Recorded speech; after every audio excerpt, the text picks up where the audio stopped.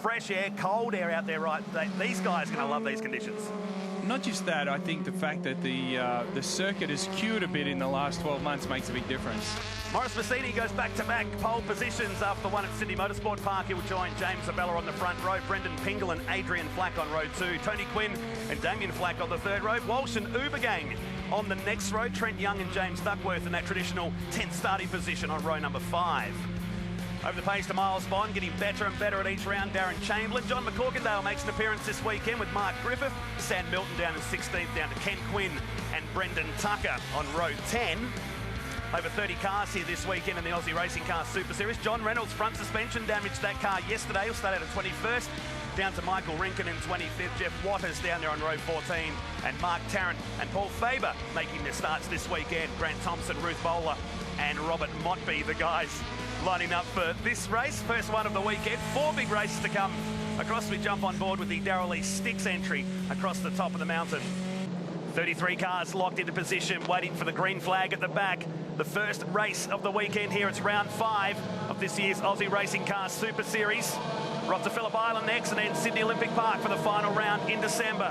Revs are up, waiting for the lights to go out. Abella and Massini set for a start here at Mount Panorama. Long hold. And this time we're away, and it's a bad start for Abella, who's crabbing that car away. I put the kiss of death on him straight away, Brad. He's in trouble, and you see the curvature of the road there. Those guys down the back struggle to see where the lights are, but you did put the kiss of death on. I did. He looks like he's just gotten away now. He's going to have a lot of work to do from the back of this field, but this will spice up the action. He's about 100 metres behind the rest of the field, but Maurice Massini will lead this angry pack of Aussie racing cars up Mountain Straight for the first time, and they're already into it. 3 wide on the run. Uh-oh. Chamberlain thought about it. It's only lap 1. Yeah, it's lap 1 and they're 3 wide into turn 2. They're like a swarm of angry bees, aren't they? They sound fantastic. They climbed the top of the shelf the first time by. 7 laps, so you've got to settle in, but try telling race car drivers that. And that's very true. You know, you want to get your brakes up to temperature, your tyres, we spoke about earlier, the same thing, but you don't want anyone to pass you, so you're trying to get everything going, get yourself warmed up, but not let anyone pass. Then this is a great opportunity to attack if you're feeling pretty comfortable in the car.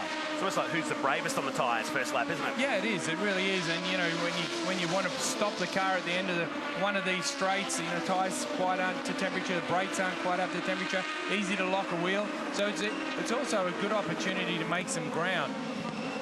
So Massini leads us down through Skyline into the Dipper for the first of 7 laps around Mount Panorama today. Adrian Flack right on the tail. Then it's Brendan Pingle, Mr. Consistency this year in the 29 yellow, white and black entry. Back in 3rd position. Then Damien Flack and Adam Ubergang, the big mover, up 3 positions already on the first lap. Sam Milton, who won a race up here last year.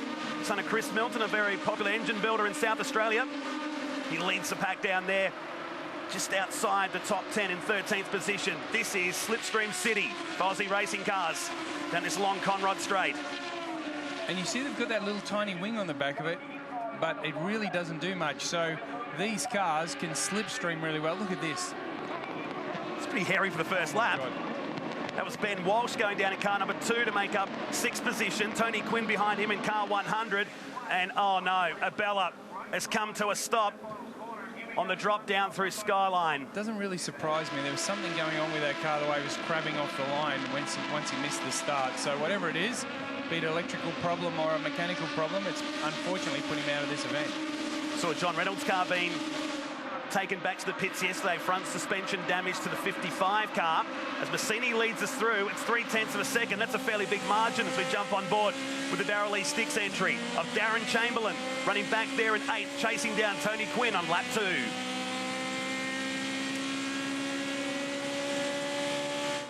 $11,500 revs, 450 kilos. And let's have a look at Adrian Flack. He's right on Massini here. Quite a great little peddler. He'd be pushing him along here right now, wouldn't he? Yeah, well, see, the thing is, for me, these guys, and you see Massini get a bit loose. You do push them along. You want to push him away from the cars behind so the race just becomes between the two of you. So you don't necessarily want to get into a Titanic dice with him. You want to scoot down the road a couple of seconds and avoid all this sort of action. This is intense. They almost went 3 wide again up there in the climb to Tyre Power cutting. And around the top section of the circuit. Heading back to the start, left of screen for James Abella. Just never got going, did it? He was trying to get it out of danger. Looks like it had that initial jump, but then it just choked itself up for some reason. You see it just move and then stall. And he knows he's in trouble. He's got some lock on that thing straight away. Well, that's a shame for the 17-year-old. This is the Darren Chamberlain perspective. Pretty handy start. 2 or 3 positions on the run down to Hell Corner. They were 3 wide ahead. That's Duckworth on the inside of him. Amazing how early they picked the throttle up there, isn't it? It's crazy. He's starting to turn in. He's back on the throttle again. So Massini leads us out of Forest Elbow. Jump aboard with Brendan Pingle. Currently running in 3rd position. Sitting back and watching these guys ahead. Well, he'll be hoping these two start to dice. You watch him follow the road as one of these cars drift across the road to try and get a tow. So when he gets closer to the car, they break all the air away for him. So it makes it easy for his car to pass through the air and catch up to these two. So he really needs him to go side by side or start dicing. How late on the brakes down there they go. Right down into the dip. Moment there for Flack. He's just got in a little bit too deep, and this is great for Pringle. He's going to be on him in a second. Stay aboard the Spirit of Lockyer, number 29. Heading down to the final corner. Murray's onto pit straight. It's a complete lap 2. Nervous in the steering still. He's soaring on that wheel a little bit, but you listen to this car when he gets on the brakes, you hear the thing start to squeal. That's a tyre right at its maximum grip level, pulling the car up. So he's milking everything he can out of that car. So this is Flack just on the edge of brakes down the end there, pulling the car. Probably not to run into the back of the Penrith car sales entry of Massini there. He's just pulled a little bit wide then. You can see he went to tip the car in and it had a bit of a head shake, and so he overran the corner a little bit. Still got time on his side. Lap 3 is 7. Back on board with Pingle on the run up to Griffins. Whoa. He's probably overdriving the car a bit now, isn't he? Well, yeah, he's doing a great job though. He's determined to get back onto Massini's back bumper and give him a run for his money. 5 laps to go, so there's plenty of time left. Saw Woods going to the inside of Young down there. That was outside the top 10. Back to the top 3, and they've got a fairly big margin now. Back to 4th position, nearly 2.5 seconds. And it changes a lot. Your mental capacity as a driver is amazing. So Adrian would have gone from, okay, let's push him away, let's the dice be between the two of us. So when he had that little moment, right now he would have dug in, sat deep in the seat and gone, right, now I need to attack. I need to get back onto him quickly before Pringle gets to me and starts dicing with me and he skips away to win the race. So you've got to have the ability to chop and change what you're thinking all the time. And look at this amazing run down through the S's here.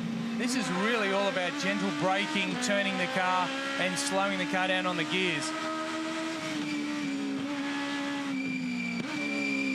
Out wide here, down into the apex. And you're right, while these guys are dicing in front, it's now brought Pingle into this battle.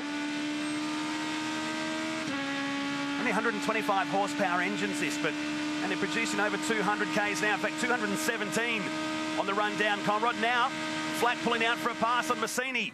The drag race down to the chase. And it's hard to believe he caught him so quickly.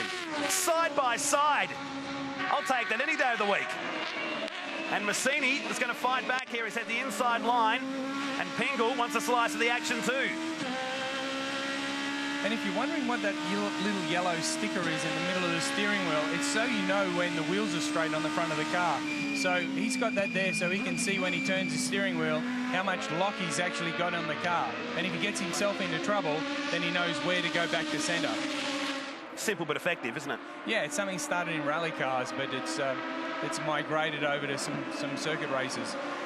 The gap they've got over 4th place man Walsh. Oh, Chamberlain's got nowhere to go here. They were 3 wide into Xbox 1 corner in the run-up Mountain Straight, but he's got the better line. It's Tony Quinn ahead.